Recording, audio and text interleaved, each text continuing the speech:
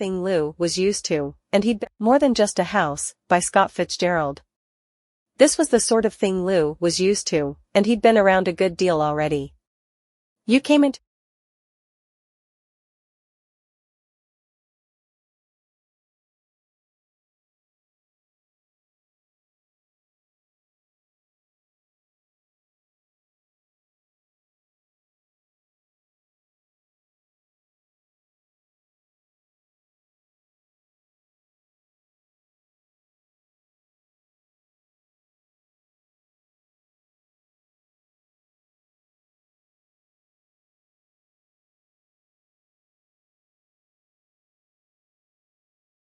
an entrance hall, more than just a house, by Scott Fitzgerald.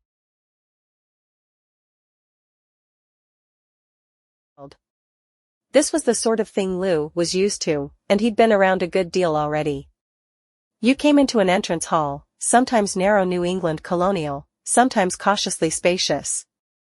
Once in the hall, the host said, "Claire, or Virginia, or darling, this is Mr. Lowry."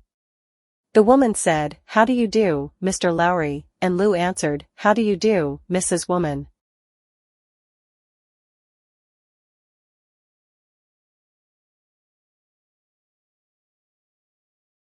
Then the man suggested, "How about a little cocktail?" And Lou lifted his brows apart and said, "Fine," in a tone that implied, what hospitality, consideration, attention. Those delicious canaps. Madam, what are they? Broiled feathers. Enough to spoil a stronger appetite than mine.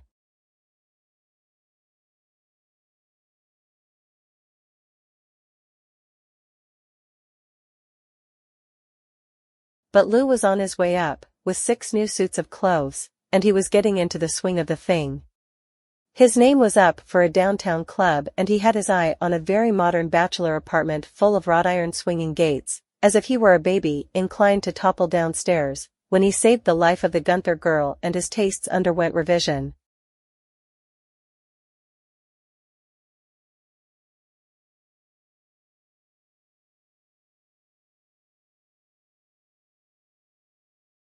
This was back in 1925, before the Spanish-American, no, before whatever it is that has happened since then.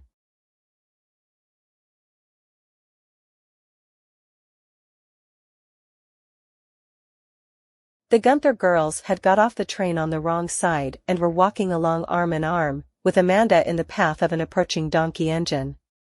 Amanda was rather tall, golden and proud, and the donkey engine was very squat and dark and determined. Lou had no time to speculate upon their respective chances in the approaching encounter. He lunged at Jean, who was nearest him, and as the two sisters clung together, startled, he pulled Amanda out of the iron pathway by such a hair's breadth that a piston cylinder touched her coat.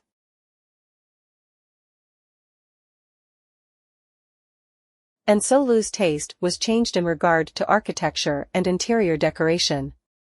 At the Gunther house they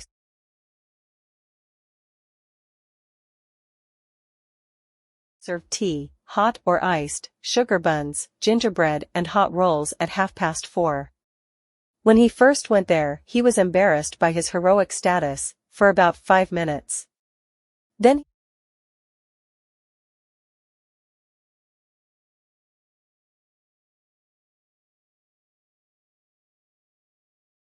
5 minutes. Then he learned that during the Civil War, the grandmother had been saved by her own grandmother from a burning house in Montgomery County. That father had once saved 10 men at sea and been recommended for the Carnegie Medal. That when Jean was little a man had saved her from the surf at Cape May. That, in fact, all the Gunters had gone on saving and being saved for the last 50 years, and that their real debt to Lou was that now there would be no gap left in the tradition.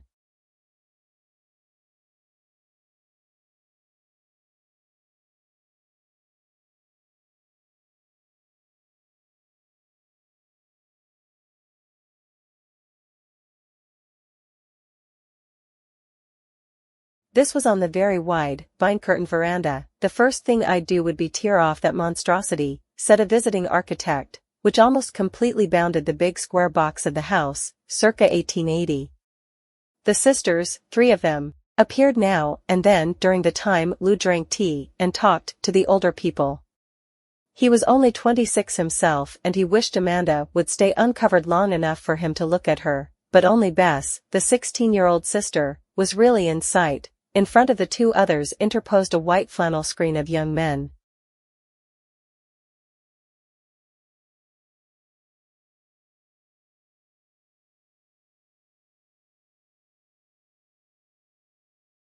Gunther, pacing the long straw rug. It was the quickness, said Mr. Gunther, pacing the long straw rug, that second of coordination. Suppose you tried to warn them, never.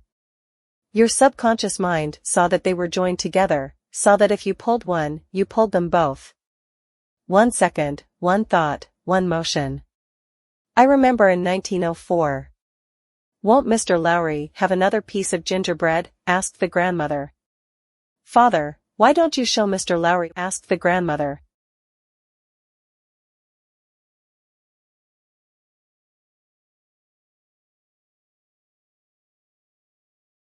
Father, why don't you show Mr. Lowry the apostle spoons? Bess proposed. What? Her father stopped pacing. Is Mr. Lowry interested in old spoons? Lou was thinking at the moment of Amanda twisting somewhere between the glare of the tennis courts and the shadow of the veranda, through all the warmth and graciousness of the afternoon. Spoons? Oh, I've got a spoon, thank you. Apostle spoons, Bess explained. Father has one of the best collections in America. When he likes anybody enough, he shows them the spoons. I thought, since you saved Amanda's life,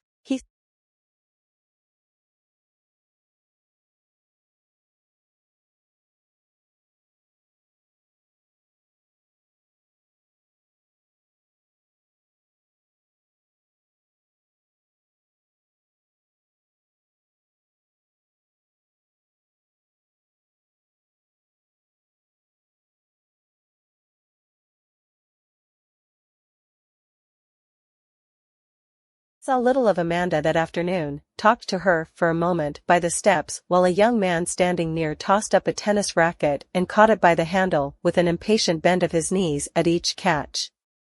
The sun shopped among the yellow strands of her hair, poured around the rosy tan of her cheeks, and spun along the arms that she regarded abstractedly as she talked to him.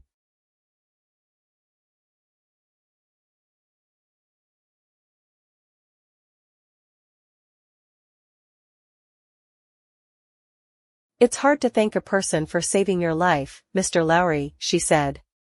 Maybe you shouldn't have. Maybe it wasn't worth saving. Oh, yes, it was, said Lou, in a spasm of embarrassment. Well, I'd like to think so. She turned to the young man. Was it, Alan? It's a good enough life, Alan admitted, if you go in for woolly blondes.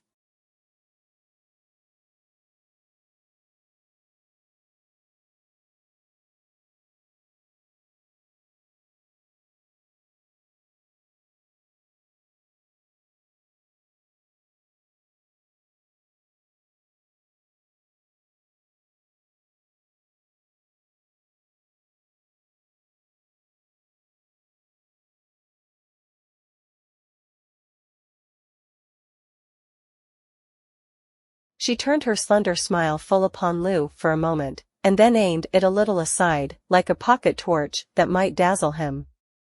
I'll always feel that you own me, Mr. Lowry, my life is forfeit to you. You'll always have the right to take me back and put me down in front of that engine again. Her proud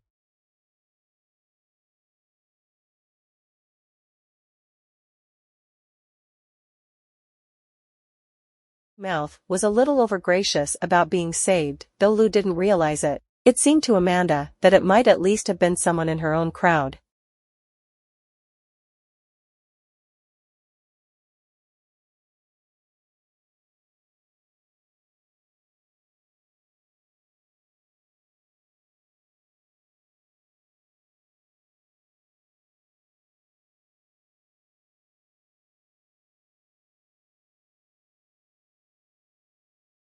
The Gunters were a haughty family, haughty beyond all logic, because Mr. Gunther had once been presented at the court of St. James's and remained slightly convalescent ever since.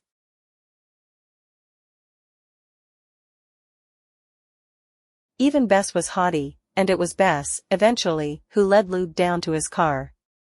"It's a nice place," she agreed. "We've been going to modernize it, but we took a vote and decided to have the swimming pool repaired instead."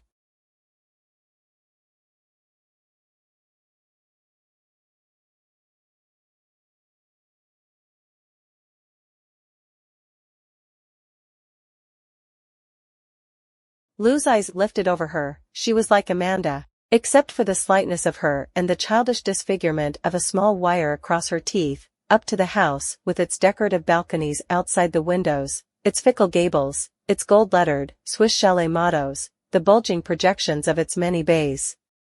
Uncritically, he regarded it. It seemed to him one of the finest houses he had ever known. "Of course, we're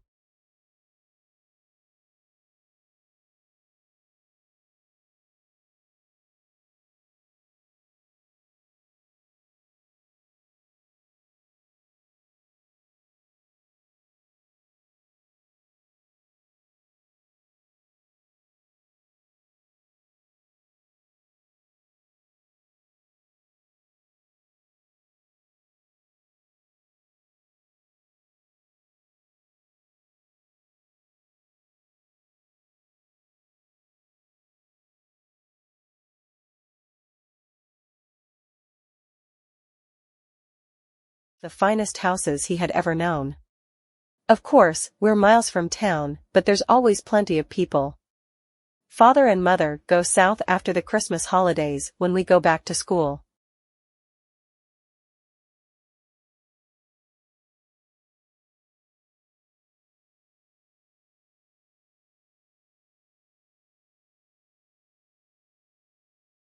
It was more than just a house, Lou decided as he drove away. It was a place where a lot of different things could go on at once, a private life for the older people, a private romance for each girl.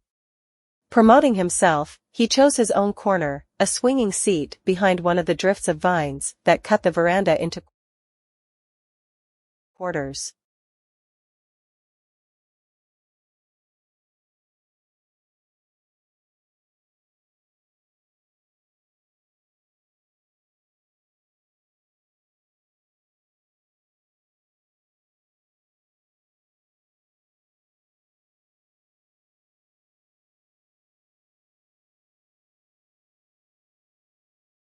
But this was in 1925, when the 10,000 a year that Lou had come to command did not permit an indiscriminate crossing of social frontiers.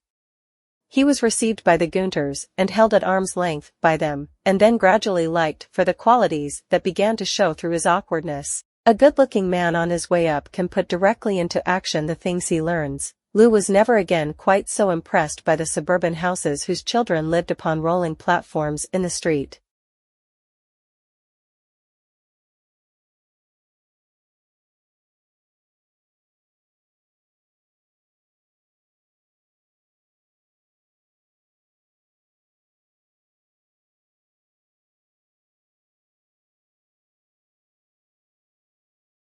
It was September before he was invited to the Gunters on an intimate scale, and this largely because Amanda's mother insisted upon it.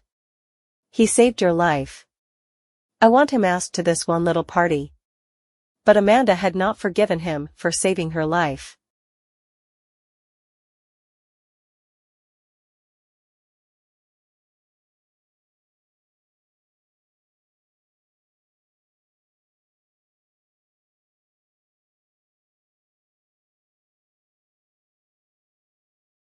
"It's just a dance for friends," she complained. "Let him come to Jean's debut in October, everybody'll think he's a business acquaintance of Father's.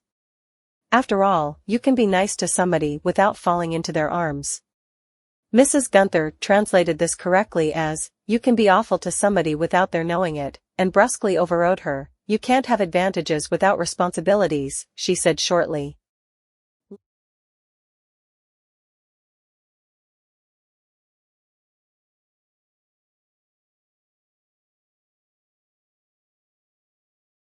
Life had been opening up so fast for Lou that he had a black dinner coat instead of a purple one. Asked for dinner, he came early, and thinking to give him his share of attention when it was most convenient, Amanda walked with him into the tangled, out-of-hand garden. She wanted to be bored, but his gentle vitality disarmed her, made her look at him closely, for almost the first time. I hear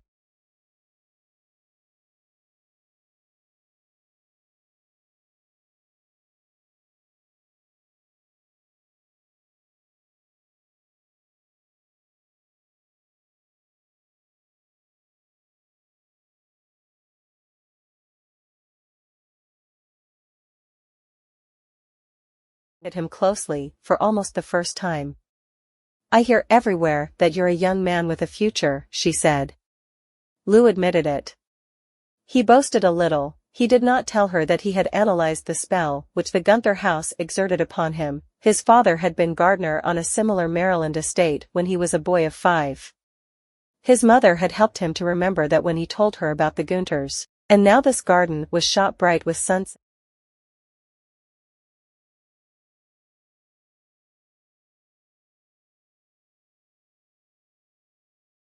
About the Gunters. And now this garden was shot bright with sunset, with Amanda one of its own flowers in her flowered dress. He told her, in a rush of emotion, how beautiful she was, and Amanda, excited by the prospect of impending hours with another man, let herself encourage him. Lou had never been so happy as in the moment, before she stood up from the seat and put her hand on his arm lightly. I do like you, she said. You're very handsome. Do you know that? The harvest dance took place in an L-shaped space formed by the clearing of 3 rooms. 30 young people were there, and a dozen of their elders, but there was no crowding, for the big windows were open to the veranda and the guests danced against the wide, illimitable night.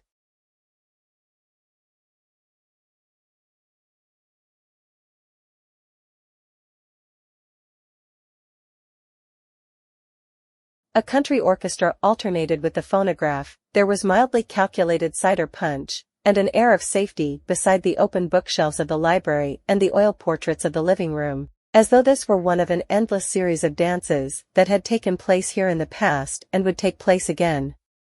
Thought you never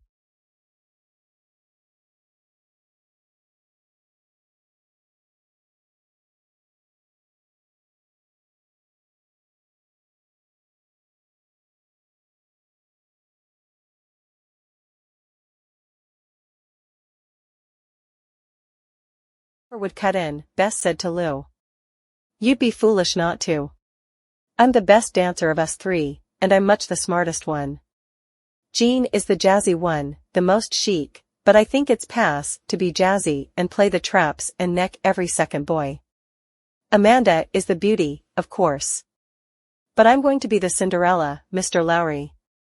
They'll be the 2 wicked sisters, and gradually you'll find I'm the most attractive and get all hot and bothered about me.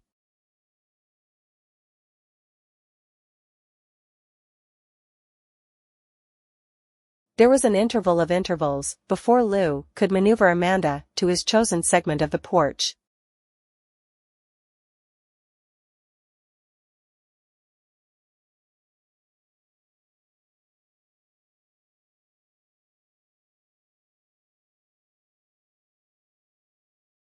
She was all radiant and shimmering.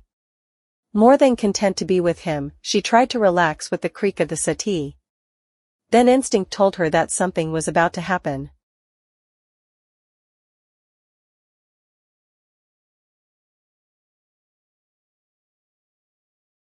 Lou, remembering a remark of Jean's, he asked me to marry him, and he hadn't even kissed me, could yet think of no graceful way to assault Amanda. Nevertheless, he was determined to tell her tonight that he was in love with her.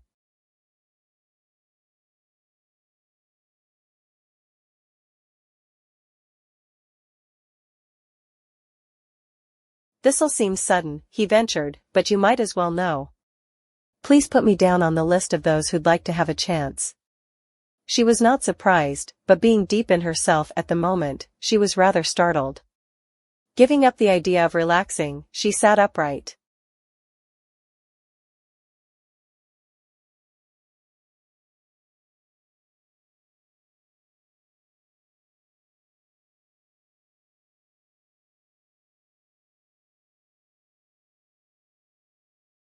Mr. Lowry, Can I call you by your first name? Can I tell you something? No, I won't. Yes, I will, because I like you now. I didn't like you at first. How's that, for frankness? Is that what you wanted to tell me? No. Listen. You met Mr. Horton, the man from New York, the tall man with the rather old-looking hair? Yes. Lou felt a pang of premonition in his stomach.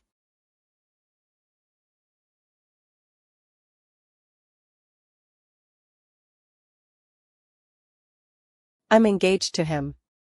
You're the first to know, except mother suspects. Now I told you because you saved my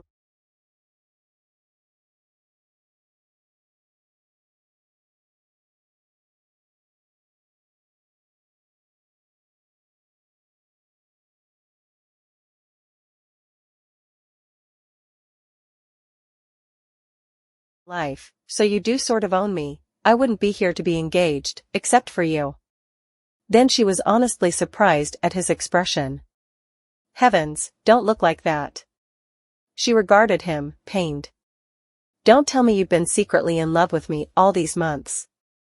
Why didn't I know? And now it's too late.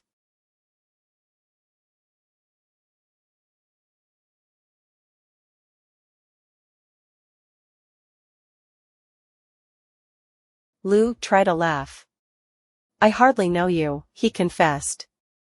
I haven't had time to fall in love with you. Maybe I work quick. Anyhow, if you did, you'll have to forget it and be my friend. Finding his hand, she squeezed it. A big night for this little girl, Mr. Lou, the chance of a lifetime. I'd been afraid for 2 days that his bureau drawer would stick or the hot water would give out and he'd leave for civilization.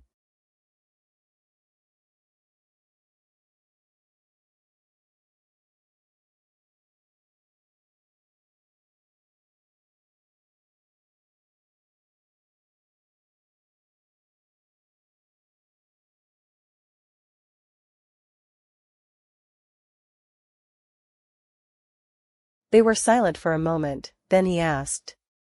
You very much in love with him? Of course I am. I mean, I don't know, you tell me. I've been in love with so many people, how can I answer that? Anyhow, I'll get away from this old barn. This house? You want to get away from here? Why, this is a lovely old house.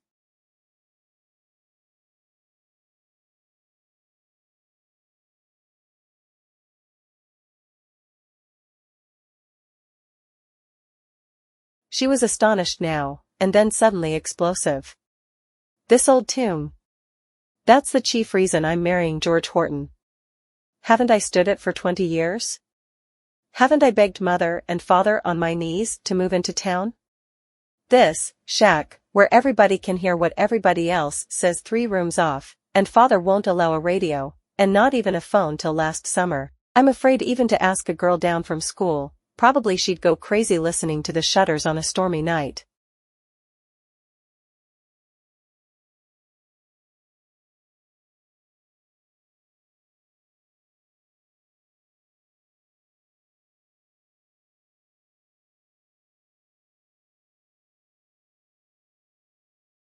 It's a darn nice old house, he said automatically. Nice and quaint, she agreed. Glad you like it. People who don't have to live here generally do, but you ought to see us alone in it. If there's a family quarrel you have to stay with it for hours. It all comes down to father wanting to live 50 miles from anywhere, so we're condemned to rot. I'd rather live in a 3-room apartment in town. Shocked by her own vehemence, she broke off. Anyhow, she insisted, it may seem nice to you, but it's a nuisance to us.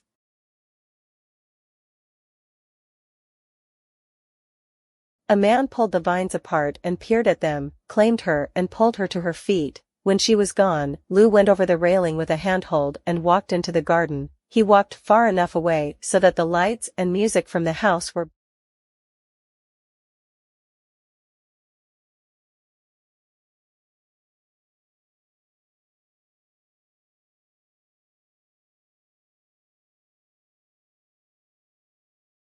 blurred into one entity like a stage effect. like an approaching port viewed from a deck at night.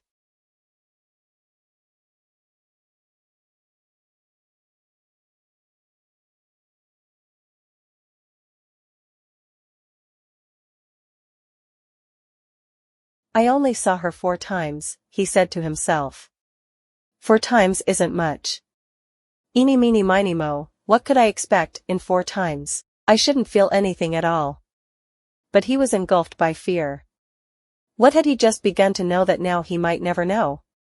What had happened in these moments in the garden this afternoon? What was the excitement that had blacked out in the instant of its birth?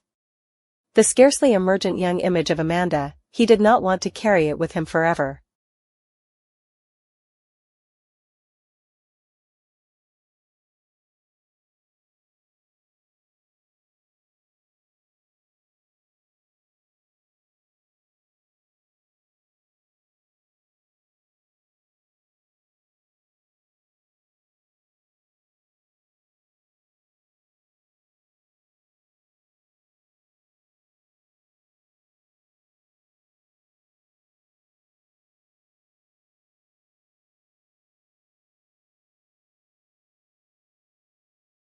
Gradually, he realized a truth behind his grief. He had come too late for her. Unknown to him, she had been slipping away through the years.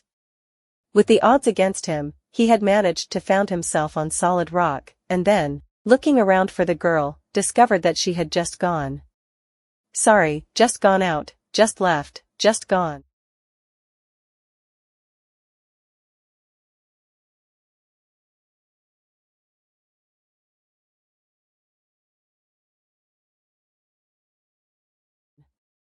Too late in every way, even for the house. Thinking over her tirade, Lou saw that he had come too late for the house. It was the house of a childhood from which the 3 girls were breaking away, the house of an older generation, sufficient unto them. To a younger generation it was pervaded with an aura of completion and fulfillment beyond their own power to add to. It was just old.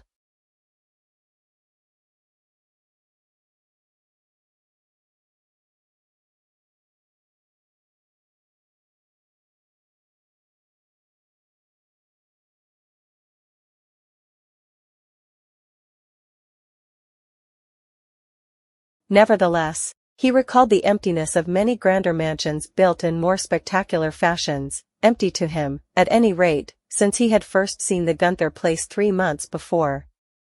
Something humanly valuable would vanish with the breakup of this family. The house itself, designed for reading long Victorian novels around an open fire of the evening, didn't even belong to an architectural period worthy of restoration.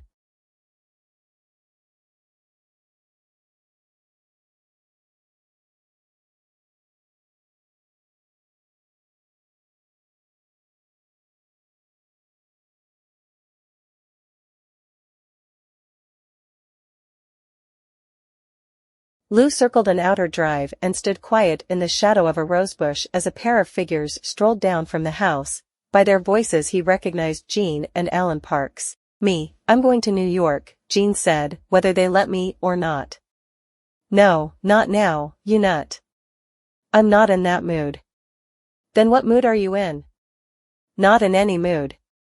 I'm only envious of Amanda because she's hooked this monsieur, and now she'll go to Long Island and live in a house instead of a mousetrap. Oh, Jake, this business of being simple and swell. They passed out of hearing.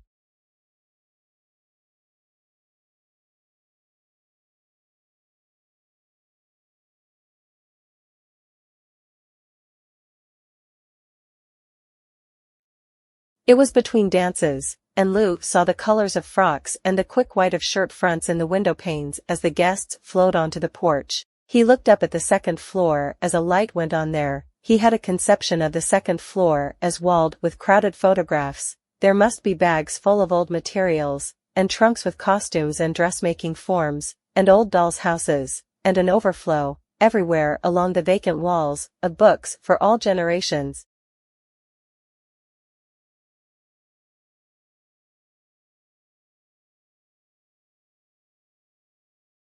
Many childhoods side by side drifting into every corner.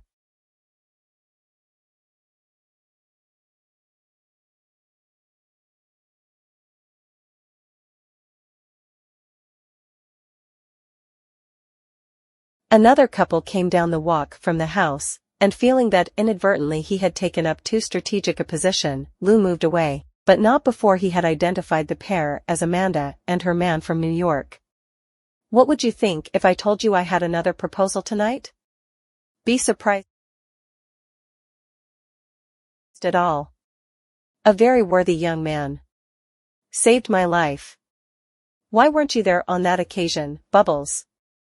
You'd have done it on a grand scale, I'm sure."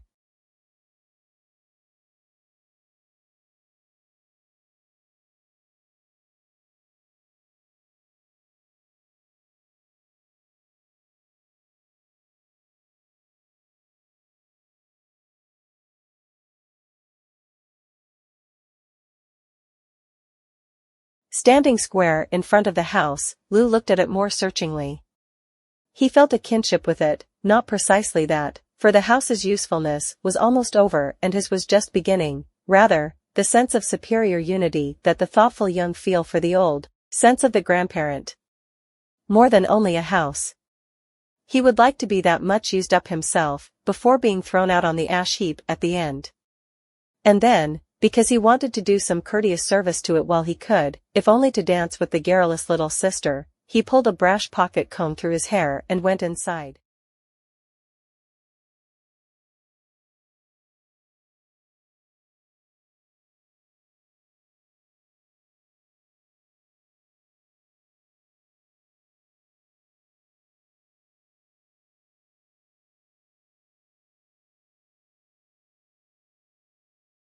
"Heard you the first time you told me." The man with the smiling scar approached Lou once more. "This is probably," he announced, "the biggest party ever given in New York." "I even heard you the first time you told me," agreed Lou cheerfully. "But, on the other hand," qualified the man, "I thought the same thing at a party 2 years ago, in 1927. Probably they'll go on getting bigger and bigger." "You play polo, don't you?" "Only in the backyard," Lewis assured him. "I said I'd like to play. I'm a serious businessman."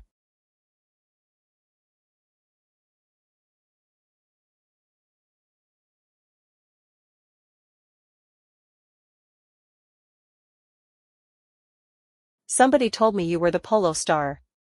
The man was somewhat disappointed. "I'm a writer myself. A humanitarian. I've been trying to help out a girl over there in that room where the champagne is. She's a lady. And yet, by golly, she's the only one in the room that can't take care of herself." "Never try to take care of anybody," Lou advised him. "They hate you for it."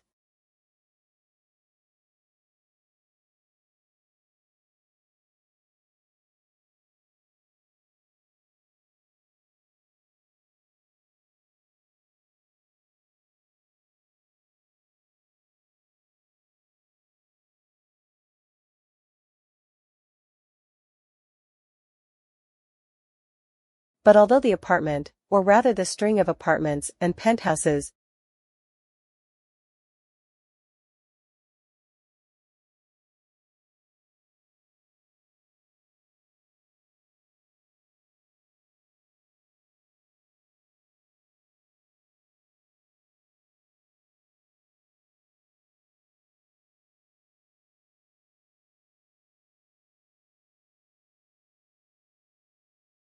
pressed into service for the affair, represented the best resources of the New York skyline, it was only limited metropolitan space at that, and moving among the swirls of dancers, thinned with dawn, Lou found himself finally in the chamber that the man had spoken of.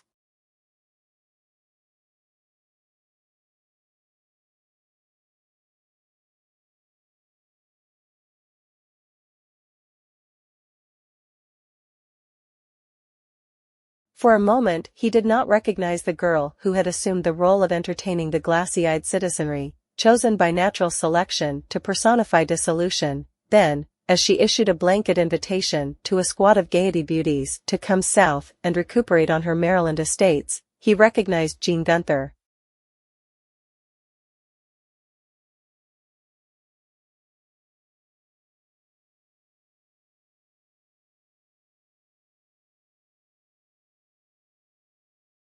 She was the dark Gunther, dark and shining and driven. Lou, living in New York now, had seen none of the family since Amanda's marriage 4 years ago. Driving her home a quarter of an hour later, he extracted what news he could, and then left her in the dawn at the door of her apartment, mussed and awry, yet still proud, and tottering with absurd formality as she thanked him and said good night. He called next afternoon and took her to tea in Central Park. "I am," she informed him, "the child of the century. Other people claim to be the child of the century, but I'm actually the child of the century.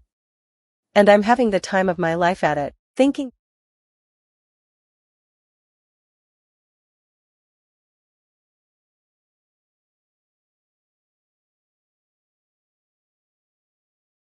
Back to another period, of young men on the tennis courts and hot buns in the afternoon, and of wisteria and ivy climbing along the ornate railings of a veranda, Lou became as moral as it was possible to be in that well-remembered year of 1929. "What are you getting out of it? Why don't you invest in some reliable man, just a sort of background?"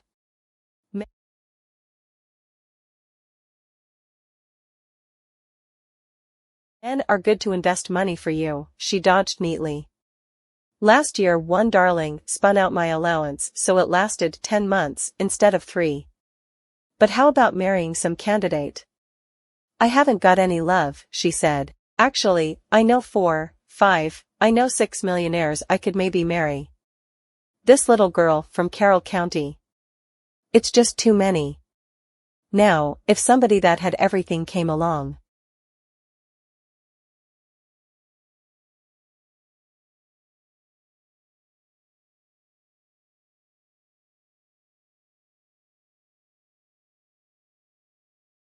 She looked at Lou appraisingly. "You've improved, for example." "I should say I have," admitted Lou, laughing. "I even go to first nights. But the most beautiful thing about me is I remember my old friends, and among them are the lovely Gunther girls of Carroll County." "You're very nice," she said. "Were you terribly in love with Amanda?" "I thought so, anyhow."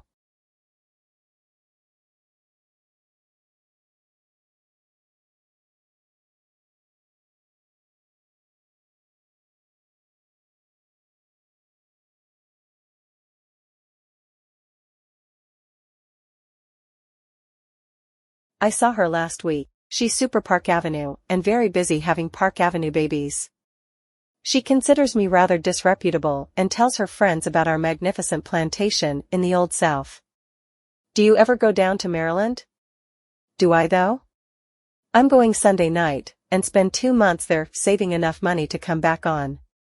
When Mother died," she paused, "I suppose you knew Mother died, I came into a little cash, and I've still got it, but it has to be stretched, see?" She pulled her napkin cornerwise, "by tactful investing. I think the next step is a quiet summer on the farm." Lou took her to the theater the next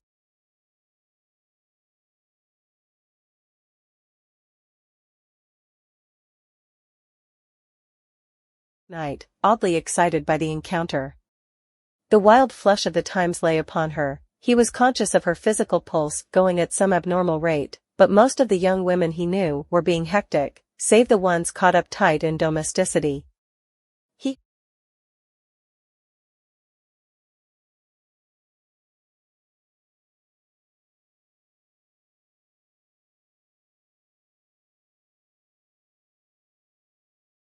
had no criticism to make. Behind that lay the fact that he would not have dared to criticize her.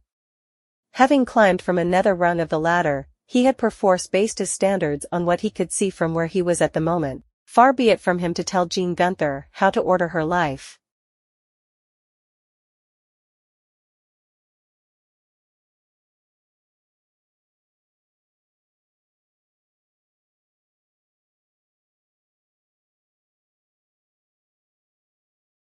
Getting off the train in Baltimore 3 weeks later, he stepped into the peculiar heat that usually preceded an electric storm. He passed up the regular taxis and hired a limousine for the long ride out to Carroll County, and as he drove through rich foliage, moribund in midsummer, between the white fences that lined the rolling road, many years fell away and he was again the young man, stark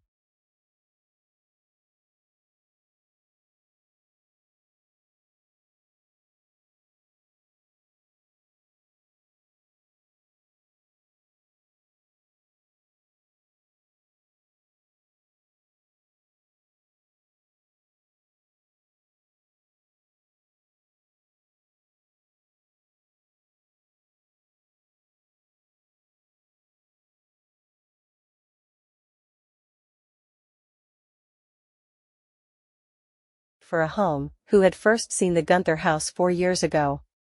Since then, he had occupied a 12-room apartment in New York, rented a summer mansion on Long Island, but his spirit, warped by loneliness and grown gypsy with change, turned back persistently to this house.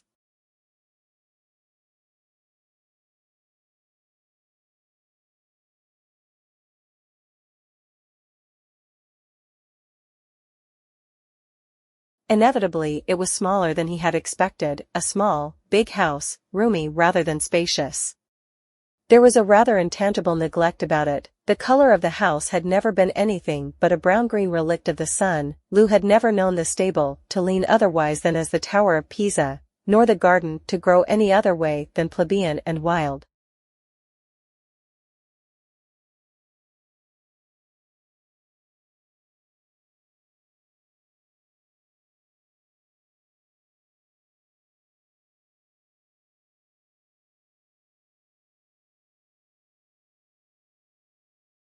Jean was on the porch, not, as she had prophesied, in the role of gingham queen or rural equestrienne, but very rude alapex against the dun cushions of the swinging settee. There was the stout, colored butler whom Lou remembered and who pretended, with racial guile, to remember Lou delightedly. He took the bag to Amanda's old room, and Lou stared around it a little before he went downstairs. Jean and Bess were waiting over a cocktail on the porch. It struck him that Bess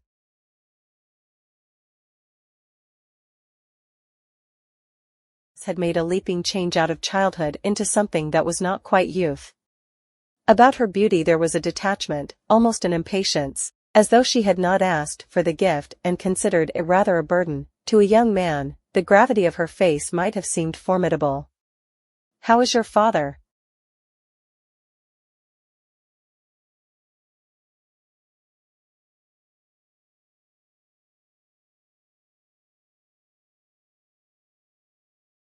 Lou asked. "He won't be down tonight," Bess answered. "He's not well. He's over 70, you know. People tire him. When we have guests, he has dinner upstairs." "It would be better if he ate upstairs all the time," Jean remarked, pouring the cocktails. "No, it wouldn't," Bess contradicted her. "The doctor said it wouldn't. There's no question about that." Jean turned in a rush to Lou. "For over a year Bess has hardly left this house. We could." "What junk," her sister said impatiently. "I ride every morning. We could get a nurse who would do just as well."